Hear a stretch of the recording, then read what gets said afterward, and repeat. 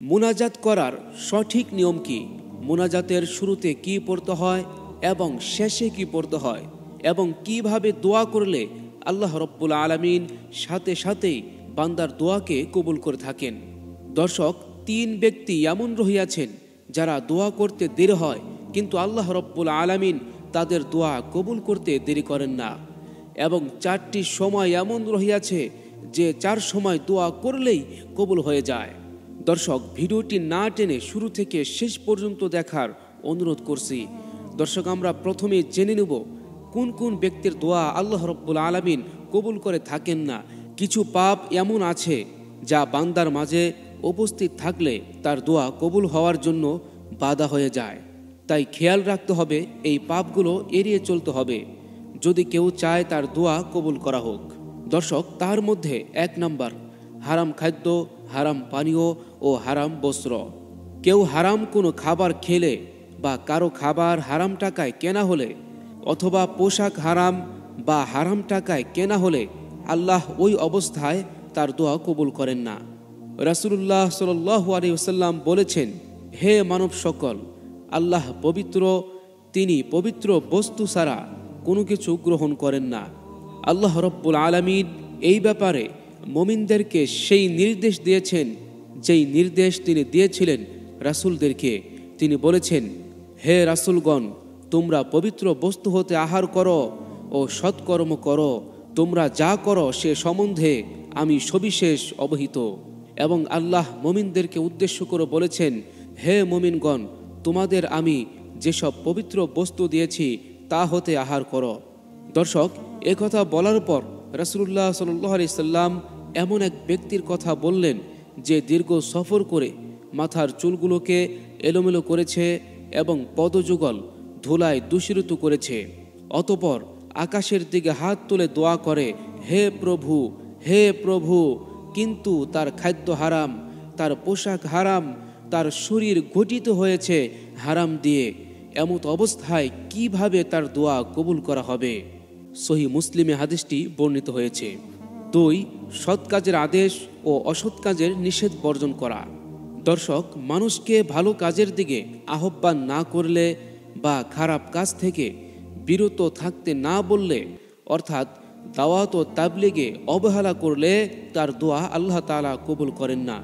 নবী করিম সাল্লাল্লাহু আলাইহি সাল্লাম বলেছেন, তোমরা অবশ্যই সৎ কাজের আদেশ করবে ও অন্যায় কাজে বাধা দেবে, অন্যথায় আল্লাহ তোমাদের প্রতি শাস্তি নাজিল করবেন। অতঃপর তোমরা দোয়া করবে, তিনি তা কবুল করবেন না। তিরমিজির শায়েখ আলবানী হাদিসটিকে সহিহ বলেছেন।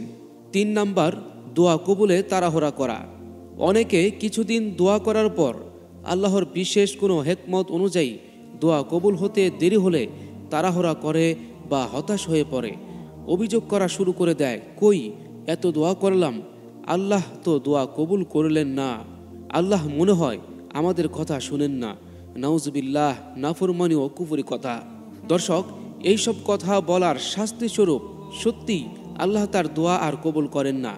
এজন্যই ধৈর্য ধরে দোয়া করে যেতে হবে।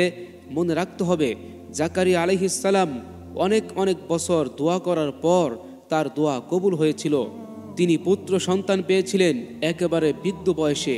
তিনি ছিলেন আল্লাহর নবী, আর আমরা নিশ্চয়ই তো তার থেকে উত্তম না। নাউজুবিল্লাহ। দর্শক, এই জন্য অবস্থা যাই হোক ধৈর্য ধরতে হবে ও আল্লাহর কাছে আশা রেখে দোয়া করে যেতে হবে মৃত্যুর আগ পর্যন্ত। রাসূলুল্লাহ সাল্লাল্লাহু আলাইহি সাল্লাম বলেছেন, বান্দার দোয়া সর্বদা কবুল করা হয় যদি সে দোয়াতে পাপ অথবা আত্মীয়তার সম্পর্কের ছিন্ন করার কথা না বলে এবং তাড়াহুড়া না করে। জিজ্ঞেস করা হলো, হে আল্লাহর রাসূল সাল্লাল্লাহু আলাইহি সাল্লাম, তাড়াহুড়া বলতে কি বোঝায়? তিনি বললেন, দোয়াতে তাড়াহুড়া হলো প্রার্থনাকারী বলে, আমি তো দোয়া করলাম কিন্তু কবুল হতে দেখলাম না, ফলে সে নিরাশ হয় ও ক্লান্ত হয়ে দোয়া করা ছেড়ে দেয়। আল্লাহ তাআলা পবিত্র কুরআনে বলেন, ইয়া আইয়ুহাল্লাযীনা আমানুস্তাঈনু বিস-সাবরি ওয়াস-সালাহ ইন্নাল্লাহা মা'আস সাবিরিন। হে ঈমানদারগণ, তোমরা নামাজ এবং ধৈর্যের মাধ্যমে আমি আল্লাহ তাআলার কাছে সাহায্য প্রার্থনা করো। নিশ্চয়ই আমি আল্লাহ যারা ধৈর্যশীল তাদের সাথেই থাকি। এই জন্য আমরা কেউ তাড়াহুড়া করব না এবং নিরাশ হয়ে যাব না। দর্শক, দোয়ায় এ ধরনের তাড়াহুড়া করা আল্লাহ পছন্দ করেন না। যেমন তিনি বলেছেন, আর মানুষ অকল্যাণের দোয়া করে যেভাবে সে কল্যাণের দোয়া করে, তবে মানুষ তো অতিমাত্রায় তরাপ্রিয়। সূরা আল ইসরা আয়াত নং 11। দর্শক, তবে দোয়ার ভিতরে এ কথা বলা নিষেধ নয় যে, হে আল্লাহ, এটা আমাকে খুব তাড়াতাড়ি দিয়ে দাও। দোয়াতে তাড়াহুড়া করার অর্থ হলো দোয়া করে কেন এখনো দোয়া কবুল হলো না এমন ভাবনা নিয়ে ক্লান্ত হয়ে দোয়া করা ছেড়ে দেওয়া। দর্শক, এখন আমরা জানব কিভাবে দোয়া করতে হয়। রাসূলুল্লাহ সাল্লাল্লাহু আলাইহি সাল্লাম বলেছেন, উদাসীন হৃদয়ের দোয়া আল্লাহ তাআলা কবুল করেন না। তাই দোয়া করতে হবে একাগ্র চিত্তে, ধ্যান মন একসাথে করে। আল্লাহর কাছে নত জানু হতে হবে। নিজেকে আল্লাহর কাছে পূর্ণাঙ্গভাবে সমর্পণ করতে হবে। দোয়া শুরুর আগে কয়েকবার দরুদ শরীফ পড়তে হবে। তারপর পশ্চিম দিকে ফিরে নামাজের শুরুতে বসে দোয়া শুরু করতে হবে। দোয়া শেষ হওয়ার পর আরও কয়েকবার দরুদ শরীফ পড়ে নবী করিম সাল্লাল্লাহু আলাইহি সাল্লামের দরবারে বকশিশ দিতে হবে। একদিন দোয়া করলেই আল্লাহ সব দিয়ে দেবেন না, বারবার চাইতে হবে, কান্না করতে হবে। মনে করো তোমার কাছে দুইটা ভিখারি আসলো, একজন কান্না করছে, আরেকজন শুধু দাঁড়িয়ে আছে। তোমার কাছে শুধুমাত্র 5 টাকার একটা নোট আছে। তুমি কাকে দিবে? নিশ্চয়ই যে কান্না করছে তাকে দিবে। তেমনি ভাবে আল্লাহর কাছে না কাঁদলে তুমি কিছুই পাবে না। আল্লাহর কাছে অনেকে অনেক কিছুই চায়, কিন্তু আল্লাহ সবাইকে দেয় না। যে কাঁদে তাকেই দেয়। শেষ রাতে দোয়া কবুল হওয়ার সবচেয়ে উপযুক্ত সময় এ সময়। আল্লাহ সপ্তম আসমান থেকে নেমে এসে চতুর্থ আসমানে আসেন। দুনিয়ার লোকদের কাছে উদ্দেশ্য করে বলেন, তোমাদের কার কি দরকার আমাকে বলো, আমি এখন দেব।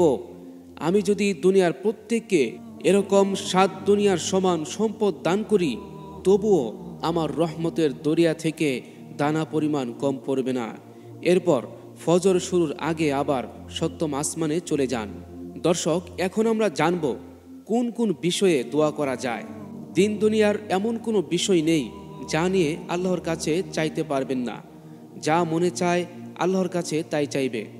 এমন কি বলা হয়েছে, যদি তোমার জুতার ফিতা ছিঁড়ে যায় সেটা নিয়েও আল্লাহর কাছে বলতে পারো। মনে করো তোমার টাকা ধার করা দরকার, তুমি কোনো এক বন্ধুর কাছে যাচ্ছ টাকা ধার চাইতে। বলা হয়েছে দুনিয়ার কারো কাছে হাত পাতার আগে আল্লাহর কাছে চাইতে হবে।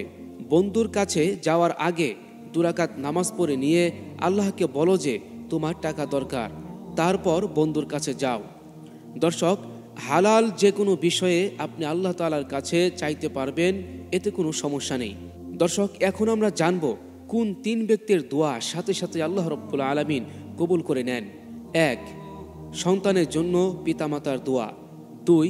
মজলুম, যিনি অন্যায়ের প্রতিবাদ করেন। 3. মুসাফির, যিনি দেশ বিদেশ সফর করে বেড়ান। দর্শক, এখন আমরা জানব কোন 4 সময় দোয়া করলে আল্লাহ রাব্বুল আলামিন সাথে সাথে কবুল করে থাকেন। 1. শেষ রাতে তাহাজ্জুদের পরে। 2. আজান ও ইকামতের মধ্যবর্তী সময়। 3. প্রতি ওয়াক্ত ফরজ নামাজের পর, যেমন জোহরের 4 রাকাত ফরজের পর। 4. বৃষ্টির সময়।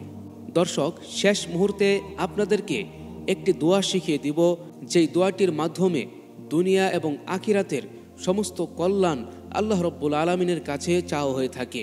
দোয়াটি হচ্ছে, রব্বানা আতিনা ফিদ দুনিয়া হাসানাতাও ওয়া ফিল আখিরাতি হাসানাতাও ওয়া কিনা আযাবান নার। অর্থ, হে আল্লাহ, আপনি আমাদেরকে দুনিয়ার সমস্ত কল্যাণ দান করুন এবং আখিরাতেও আমাদের কল্যাণ দান করুন এবং জাহান্নামের আগুন থেকে আমাদেরকে হেফাজত করুন। সকলেই পড়ি আমিন।